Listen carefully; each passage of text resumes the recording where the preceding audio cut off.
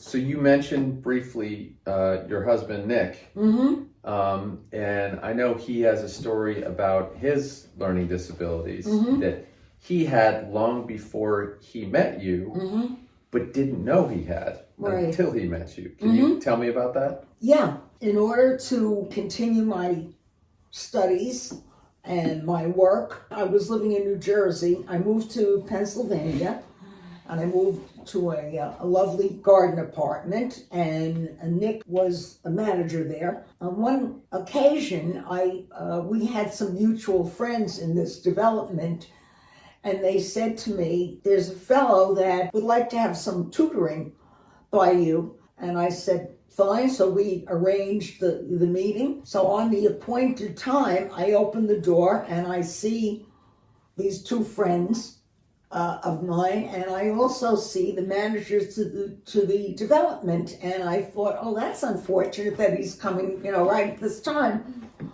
Little did I know that he was going to be my client. So we started working together, and he actually, one of the difficulties he had was in spelling. And his job required him, when he did a certain amount of work, to fill out a form as to what he had done. So he wanted some quick and easy spelling tips. He was upset to find out that in our language, since it draws from many different languages, many words are not spelled the way they sound. So after a while, he understood that I was not responsible for that. And was he upset with you at first? No, he was just upset.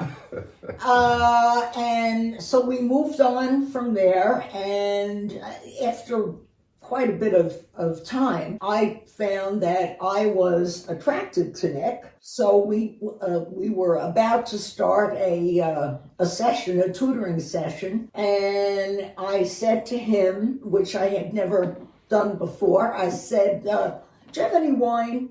And he said he did. So I had a glass of wine, and I said, listen, there's something I have to reveal to you. I said, I'm very attracted to you, and I don't think that I'm able to give my full attention to the tutoring, so I will be happy to look for someone else for you who would be, more objective. And then he answered that he was equally attracted to me, but he didn't feel it was appropriate since I was his tutor and so forth. So anyway, the bottom line is we've now been married for going on 25 years.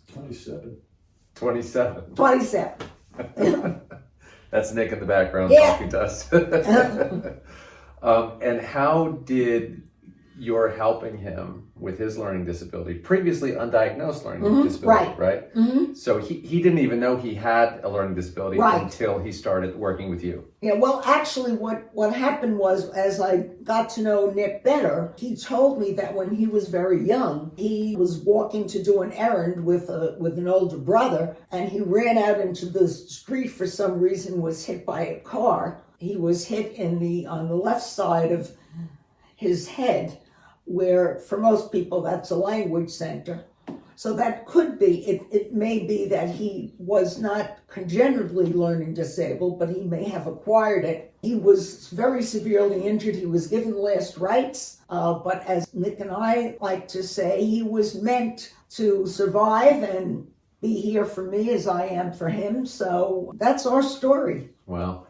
And his life, I mean, aside from getting to be with you, he also then was able to read better and write better, and things got better as a result? Well, when he met me, he told me that he had, in his entire life, he was about 40, he had read one book, if that. So I actually didn't instruct him particularly in reading, but just generally in language construction and so forth, and grammar. And so he started to read, and he started to listen as I advised him, to recorded books. And he then read or heard many, many books, and then he started to read books. And so now he's probably read and heard, I don't know, thousands of books. Yeah, it's changed his entire life. Wow. And now I know what books, the impact that books can have. It's always been very important in my life. You had thought about writing this book way back in the early 2010s. And the idea behind writing the book was that you wanted to help people with learning disabilities. Right. And you wanted to help them based on your own particular journey and what you learned through that, but then also based on the accumulation of research. Right, and the students that I worked with, seeing how they struggled. So you had the spark of the idea for the book in the 2010s. You knew it was going to happen. You had started to write down ideas for it. Right. And then it wasn't until after your mother passed that you're like, now I actually have the time to do it. Right. Okay, so then your journey of writing the book, what was that like? It was rewarding, but it was also painful and difficult. The memories that I had to dredge up were things that I had tried, many of them I had tried not to think about, not to remember. And the organization of the book was very difficult. I would imagine that for most or all authors, organizing such a vast amount of material, and my book is relatively small, but even a vast amount of material was difficult, and I had to revise it many, many times until I felt that it was as organized as it needed to be. I would say the final biggest issue was that I had spent my young adult through the writing of the book years to conceal all the evidence, all the errors, all the foibles, all the humiliations that I endured, and to avoid the discrimination that I faced. And the idea that I was going to reveal that was terrifying. And there were times that I just felt, well, I'm just going to kind of write this book for myself. It'll be like a diary.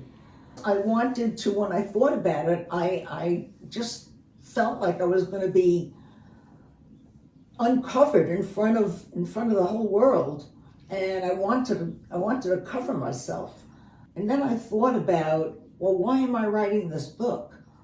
I'm writing this book because I want people who might not otherwise know that they're not alone, and that it's possible to achieve, even with a learning disability, that these are the steps you can take, that these are the resources that you can use, these are the supports that are out there, and that I was fortunate in that I was given the opportunities and the education and the relationships such that I had reached this point that I could help these students and write this book. And I just had to put my own vanity, my own issues aside and speak out. So that's what I've done. Wow. I mean, that's hugely moving just listening to that. The idea that not only, in order to write this book, you not only have to deal with your own organizational and learning disabilities just to write the book itself and to organize it itself. You then are dredging up old memories of humiliation and shame and trauma. And then you're also deciding to share them publicly. And having to figure that all out at once must have been a huge psychological, emotional journey. It was. And I honestly don't think that I could have done this, or I would have done this, if it weren't for all the students that I worked with. These were not numbers, these were not transcripts, these were people. These were people that, came to me, and unfortunately, some of the students, as we know about people that have learning disabilities and attentional disorders, particularly with the attention disorders, are on medications, some of them prior to diagnosis, attempt to medicate themselves, abuse medications. Some of my students had been institutionalized. I remember in one case, there were a couple, actually it was more than one case of a couple of students that came to me and told me either directly or they indicated to me that they were thinking of committing suicide. And I was beside myself. I mean, I wanted to be with them every minute to make sure that they didn't do this. And when they came back to me after a meeting, I was, oh my God, I was so relieved that they were okay. And I used to envision myself like on top of a mountain and holding on with my fingertips, these students, and just say, just keep holding on, don't drop, it's going to get better. Wow. Yeah, that's how I still feel that way. Wow. And so that was your impetus for writing this book, was to help as many people as possible that struggle here. Because if they can get help with their learning disabilities, then they're going to feel better about themselves and life is going to be better overall. Well, there's something important I haven't mentioned yet, and that is, surprisingly, at least surprisingly for me, I did not become aware or ultimately lead to being evaluated for learning disability through my academic and professional pursuits. By chance, I was given an article that was in a San Francisco newspaper, and that article was written by a reporter who had been diagnosed as having a learning disability, and she wrote in her article about the emotional issues, but she also wrote about a number of evidences of the learning disability that she had, which I had never seen before. And so, as I think I said, it never occurred to me that I had a learning disability, but when I read what she had written, I was stunned. I mean, I finally had an answer after 40 some years as to what it was that was wrong with me, or at least one of the things. And I guess in some way that also inspired me to write the book, because that article changed my life. Interesting. Have you ever been in contact with her? I tried to get in contact with her, and somehow I never could. I wrote to the newspaper. I tried to Google her online. I tried in every way that I knew, but unfortunately, I wasn't able to. Wow, that's powerful. That one article written that you happened to come across changed your life. And I wonder how many other lives. Right. And now you get a chance through this book to change lives. Right, so. and that's my hope. Yeah. So the book was just recently published. And now it is available. Where can people find it?